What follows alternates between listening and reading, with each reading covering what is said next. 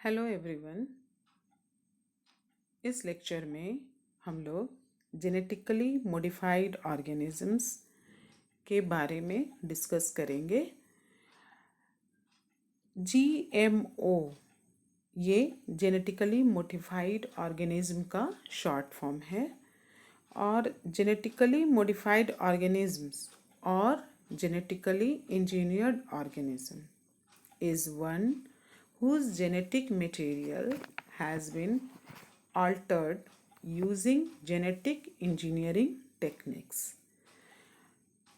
तो ऐसे पौधे बैक्टीरिया, फंगी एंड एनिमल्स जिनके जीन में मैनिपुलेशन के द्वारा चेंजेस किए गए हैं वो जेनेटिकली मॉडिफाइड ऑर्गेनिज्म कहलाते हैं और इनका बिहेवियर जो है वो बहुत सारी बातों पर निर्भर करता है, जैसे होस्ट प्लांट्स, एनिमल्स और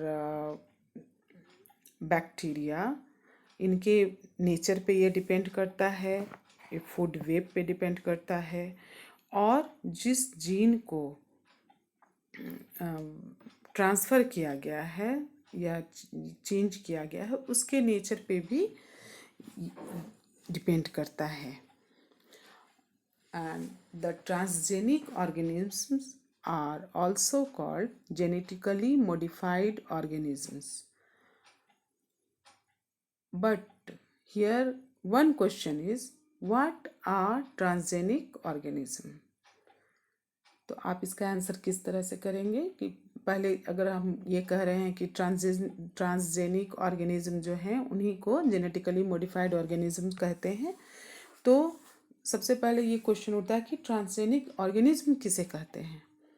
तो आपका आंसर होगा, your answer will be the organisms which contain functional foreign genes experimentally introduced into their genome by genetic engineering from another species are called transgenic organisms।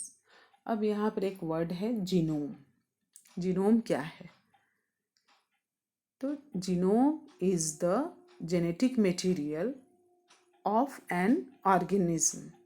It consist of DNA. Genome है, genetic material है एक organism का। अब genetically modified organism और GMO, plants, bacteria, fungi and animals whose gene have been altered by manipulation are called genetically modified organisms। यह हम लोग पहले डिस्कस कर चुके हैं। तो genetic modification has made crops more tolerant to abiotic stresses. ये इसका कैरेक्टरिस्टिक है, ठीक है। तो एबायोटिक स्ट्रेसेस इसका मतलब है कि there are two components, biotic and abiotic. Biotic जो होते हैं वो लिविंग बींग्स हैं, एबायोटिक जो है वो नॉन लिविंग बींग्स है। बट बायोटिक और एबायोटिक दोनों के बीच में इंटर रिलेशनशिप होता है। तो यहाँ एबायोटिक स्ट्रेसेस जो है इसका मतलब drought, high temperature, frost, salinity, heavy metals etcetera है। Next, reduced reliance on chemical pesticides.